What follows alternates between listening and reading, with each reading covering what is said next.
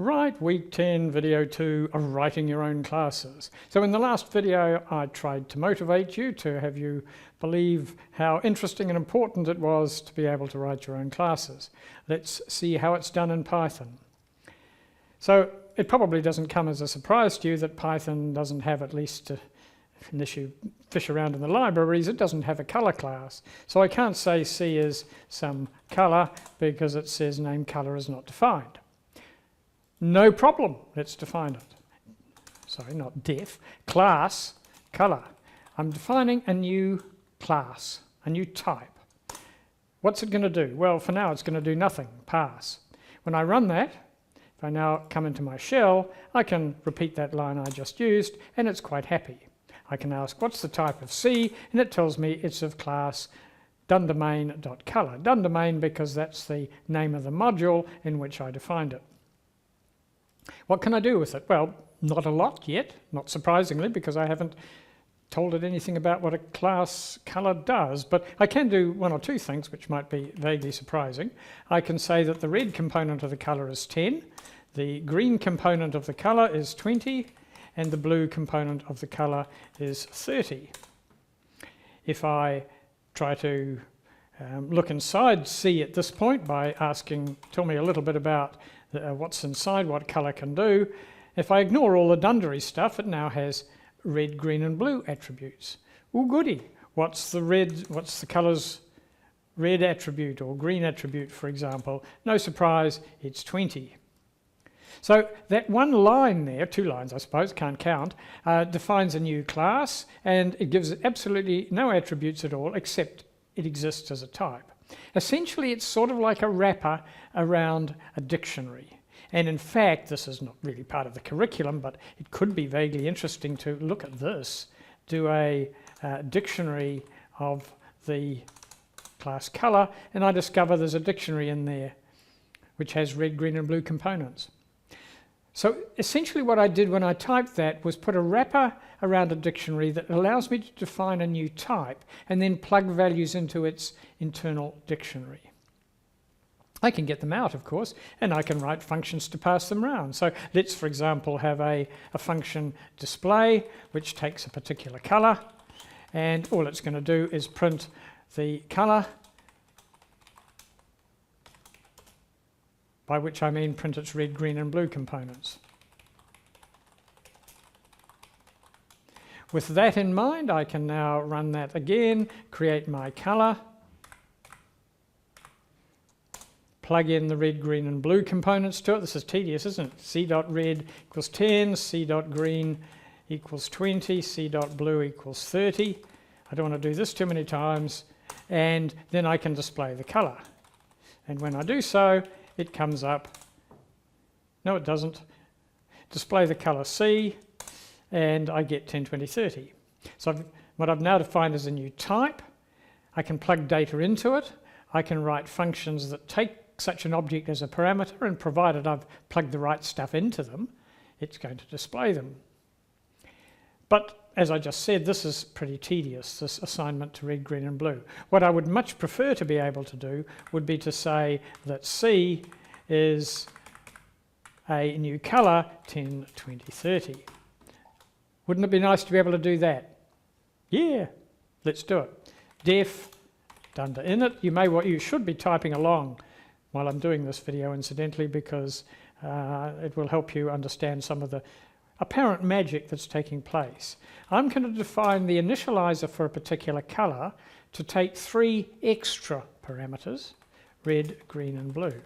They're extra because this is the object I'm initializing. These are the 3 values to plug into it. Color.red equals red, color.green equals green, oops, color.blue equals blue. I'm going to run that one, and I'm going to now actually define in this code, I'm going to say C is the color 10, 20, 30 and display C. Let's see what happens this time. Bingo, color 10, 20, 30.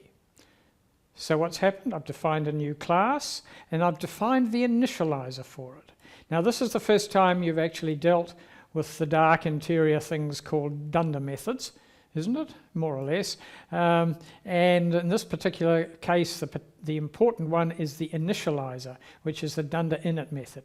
It takes it takes a fixed parameter, which is the object you're initializing, and then 3 parameters that you have to pass in to the constructor. So I can say 2 is the color 1, 2, 3, for example. Let's have some different numbers, 3, 11, 19. And I can display C2, and it displays it in that form. Now there's a convention which says that first parameter, in order to avoid confusion, believe it or not this does avoid confusion, is to call the first parameter the self object.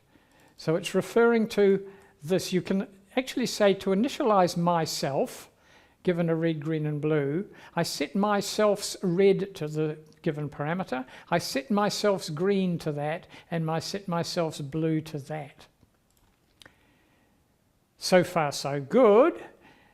I had to write display C, display C1, display C2. These are sort of global functions. You might think, if you've seen sort of OO used much, that this might look nicer. C1.display, but it says the name C1, all right, C2.display, just C. C.display, it has no attribute display, which it doesn't. This is just a function. These things are attributes of the object color. So what are we going to do? Well, what we're going to do is very simple. We're going to go tab, oops, and then untab again. I'm going to run that, and instead of calling display C, I'm going to say C.display. Magically, it now works. Now what happened then? Here we saw the red, green and blue attributes of the self object being set. Here we've defined a method within the color class. That's what this bit of code here is doing. It's a method in the color class. And it turns out there's actually 2 ways of calling that. I can call it as color.display C. So this is the display attribute of the color class, not the color object, the color class.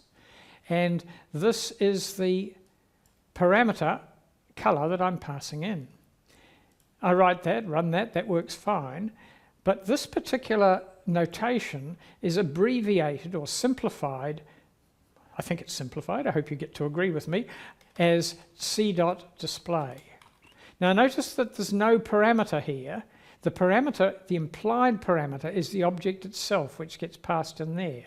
And following our convention, we should change that word to self. So in order to display myself, I print the string color and my red, green and blue components. Still working? Still with me? You may want to pause the video and play a little bit more of that. I'm going to press on.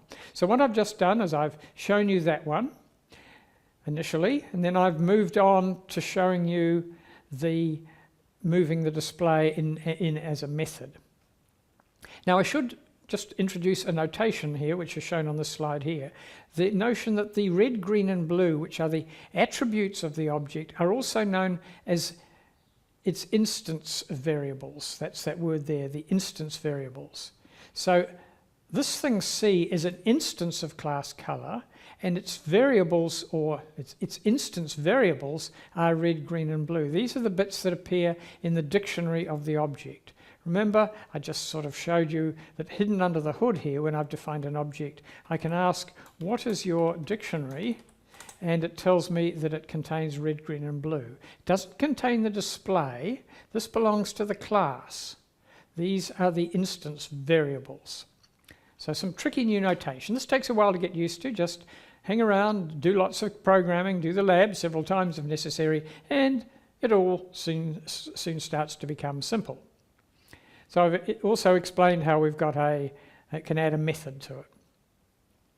I'm going to call it quits there for this video because I wish to carry on, and that's probably enough to bite off in one thing. I'd like you to try to go back and use those ideas to create yourself, following the same pattern, a point, so that I can say P is the point, and you'll have seen a little bit of an example earlier on. P is the point 1020, so that I can print p.x and p.y. So I want to be able to write that, then I want to be able to go print p.x and p.y and get 1020 out. Now, I actually showed you the answer in the end of the previous video. I want you to see if you can do that given what I've shown you so far using just this example of colour. Thanks for watching. See you next video.